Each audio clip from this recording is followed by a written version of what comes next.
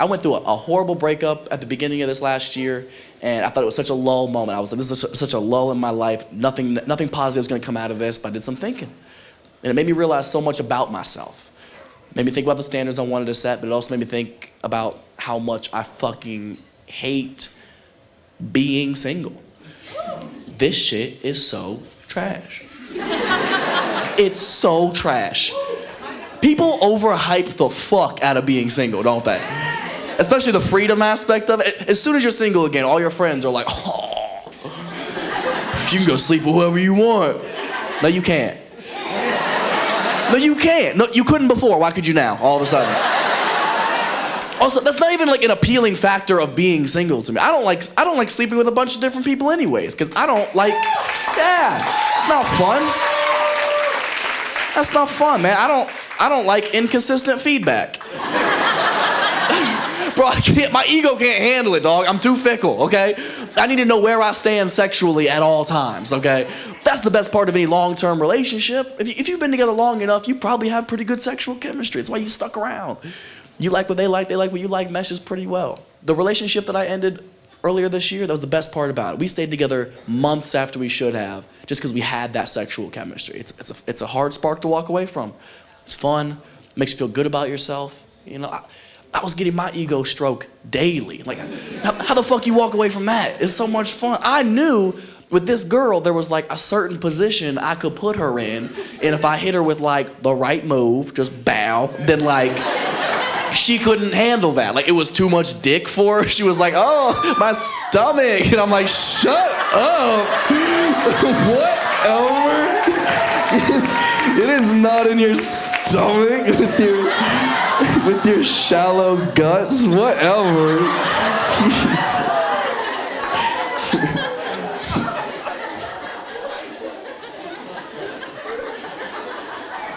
I should call her. Man, don't call the ex.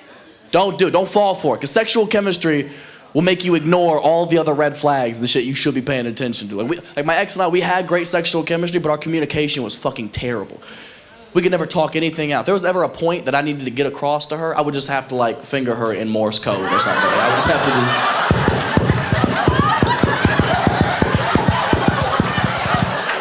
Then the next day, my boys are like, how'd the talk go? I'm like, it was terrible. This bitch just sat back and rolled her eyes at me the whole time. Luckily, I can read lips.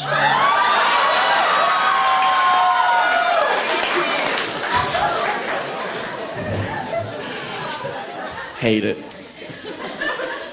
But, you know, single again. Back to the streets.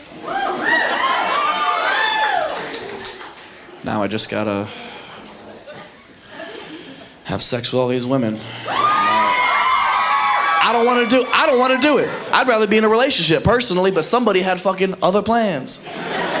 And I want y'all to think about that the next time you're about to chastise a dude for being a fuck boy. Like, oh, you just a fuck boy. You out here sleeping with all these girls. You don't even want to be in a relationship. You're just a fuck boy. Maybe he's not a fuck boy. Maybe he's sad.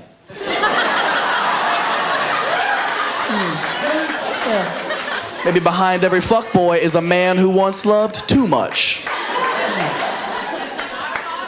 Or maybe that's exactly what a fuckboy would say. TBD.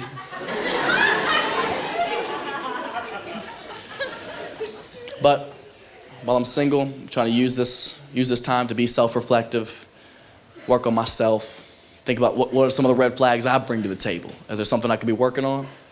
And a major red flag for me that's been brought to my attention that I didn't realize was as big of a deal as it is. And it's, you know, in relation to the climate we live in today.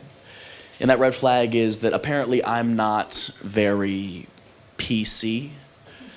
I'm not very politically correct. Sorry, I don't know if that term made it down here yet or not. Y'all don't seem to give a fuck. So, and when I say that, I just mean like I'm not one of those people who tries so fucking hard to like prove how woke, what a good person I am. Because that shit comes across as so disingenuous and corny to me.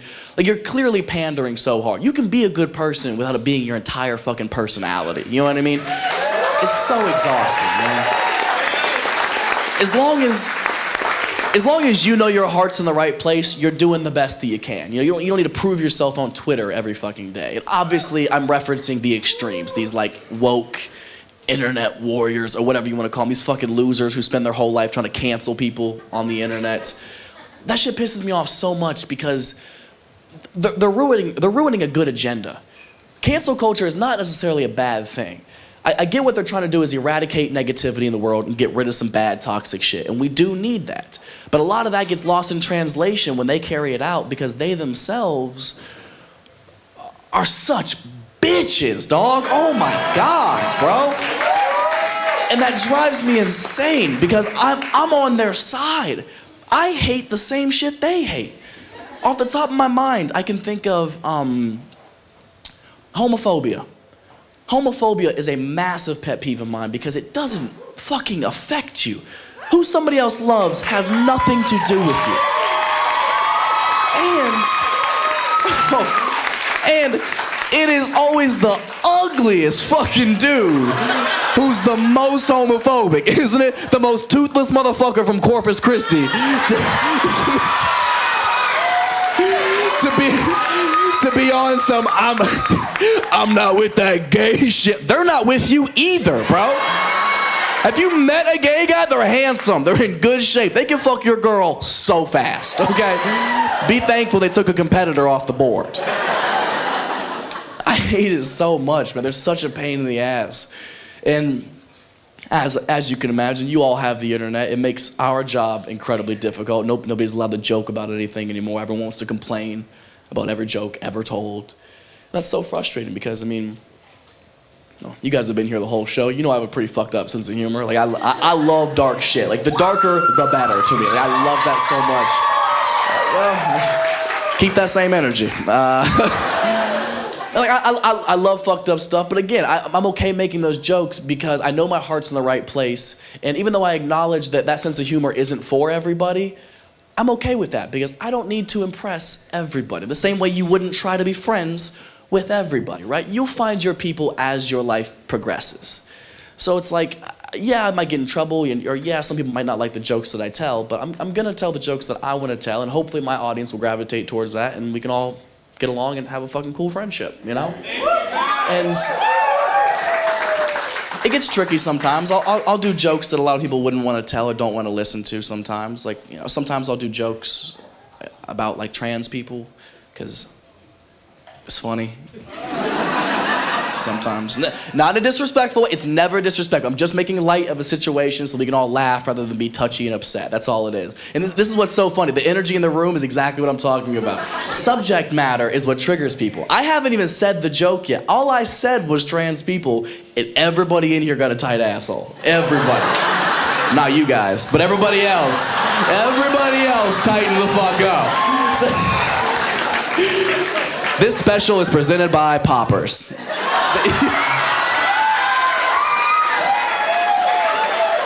If you don't know what Poppers are, get you some gay friends, change your life. Change your life.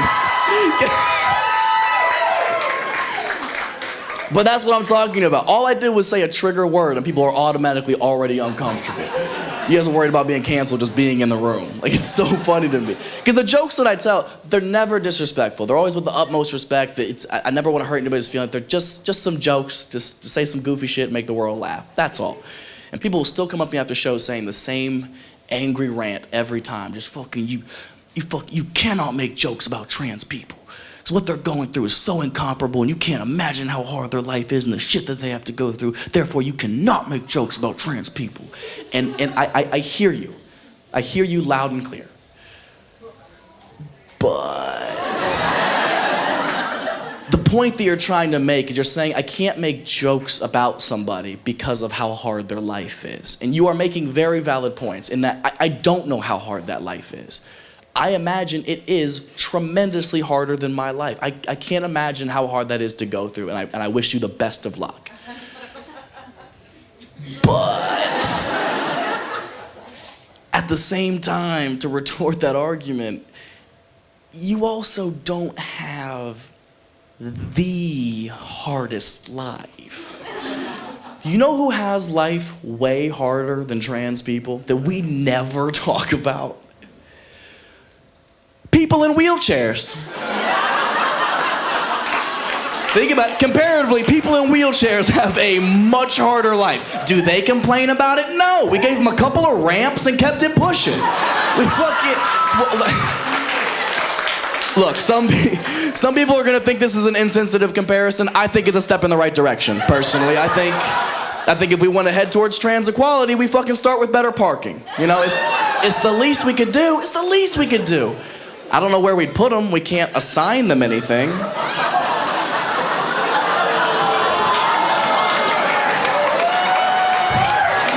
God, just joking.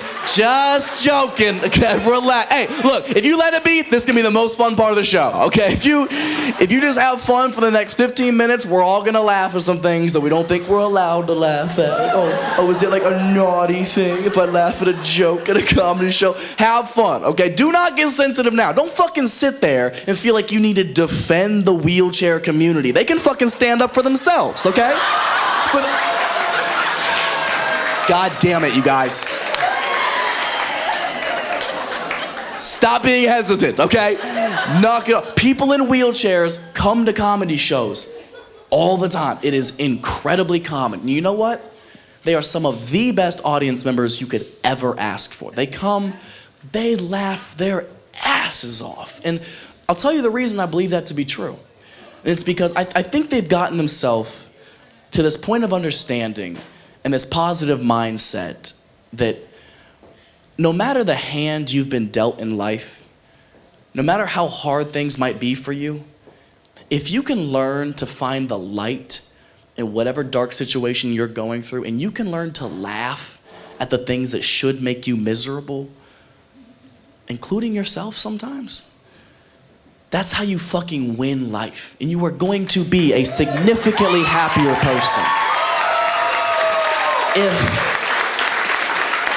if you can learn to laugh in the face of adversity. I know this seems harsh, but I have little to no respect for anybody who wakes up every day and makes the decision to live with a victim's negative mentality of, oh, everything's awful, everyone's out to hurt my feelings. Only because that's not fair to you. That's not fair to yourself. Your life is so short and so precious. You deserve to have the best fucking time you possibly can and laugh your way through life and be as happy as you can, no matter your circumstance or no matter what anybody fucking says about you. You deserve that. Have some fun. We're only here for a second. Have some fun, man. And that's why I chose the comparison that I did. A lot of people think it's an insensitive comparison in the beginning, comparing those two groups. But it's because the positive message that I'm trying to put out there, and I want people to remember, is that no matter what you're going through, I would never negate that. But I want you to remember, if you think your life is hard, somebody has it worse. Try to remember that. Be grateful, be happy, and enjoy your time no matter what. And that's what I love about this example, is because if you think about the life of somebody in a wheelchair, that's fucking hard. It's a daily obstacle to overcome to do anything every day. And the fact that they can laugh their way through that, we should all be able to. That's what I have so much respect for the wheelchair community, is because regardless of what they're going through, people in wheelchairs are never annoying about their situation. Until they're getting on the bus. I don't know how many of y'all have been stuck behind a city bus letting somebody in a wheelchair on, but it is fucking excruciating.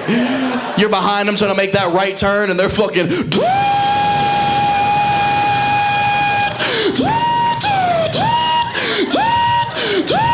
Put this motherfucker on the bike rack and let's go!